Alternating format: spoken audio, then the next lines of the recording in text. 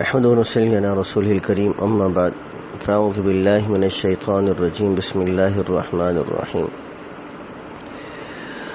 1 minute کا مدرسہ، سبق نمبر 71 نماز میں ہم درود شریف پڑھتے ہیں، اس کا ترجمہ یاد کر رہے تھے۔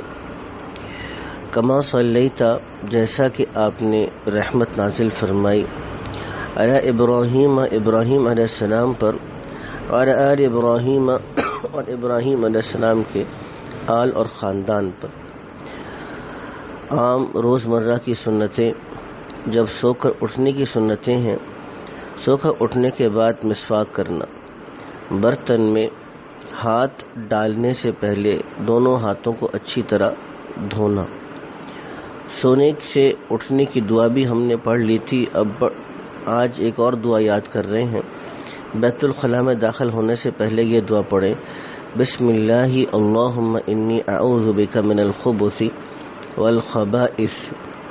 اے اللہ، میں آپ سے پناہ مانگتا ہوں ناپاک چیزوں سے اور ناپاک شیاطین سے۔ وہ بڑے بڑے گناہ جو بغیر توبہ کے معاف نہیں ہوتے، اور ایک گناہ بھی اوپر سے نیچے گرا دینے یعنی جنت سے جہنم میں لے جانے کے لیے کافی ہے، مگر اللہ تعالیٰ جس پر فضل فرمائے۔ بغیر کسی شدید عذر کے نماز قضا کر دینا، لڑکوں کے ساتھ بے حیائی کا کام کرنا، بدفعلی کرنا، خدا کی رحمت سے مایوس ہونا۔ اللہ تعالیٰ کی ذات رحمان الرحیم ہے، کتنا ہی بڑا گناہ ہو جائے توبہ کرنے سے اللہ تعالیٰ معاف فرما دیتے ہیں، اس لیے کبھی اللہ تعالیٰ کی مغفرت سے اور معافی سے مایوس نہیں ہونا چاہیے۔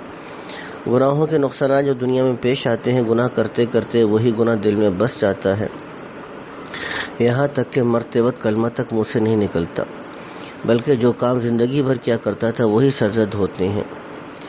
اللہ تعالیٰ کی رحمت سے نا امیدی ہو جاتی ہے، اس وجہ سے توبہ نہیں کرتا اور بے توبہ مرتا ہے۔ ایک شخص کو مرتے وقت کلمہ پڑھنے کو کہا گیا تو کہا کہ اس کلمے سے کیا ہوگا، میں نے تو کبھی نماز ہی نہیں پڑھی، اور مر گیا۔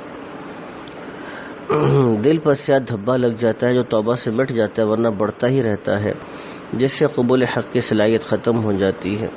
نیکیوں کے فائدے، بعض نیکیوں میں یہ طاقت ہے کہ ان سے انسان کی حاجات پوری ہوتی ہیں، جیسا کہ صلاۃ الحاجت پڑھ کر دعا مانگنے سے اللہ تعالیٰ انسان کی حاجات پوری فرماتے ہیں۔ ایمان اور نیک اعمال کی برکت سے اللہ تعالیٰ سے لوگوں کا حامی و مددگار ہوتا ہے۔ جو لوگ ایمان لائے اور نیک عمل کرتے ہیں، فرشتوں کو حکم ہوتا ہے کہ ان کے دل کو قوی رکھو اور ان کو ثابت قدم رکھو۔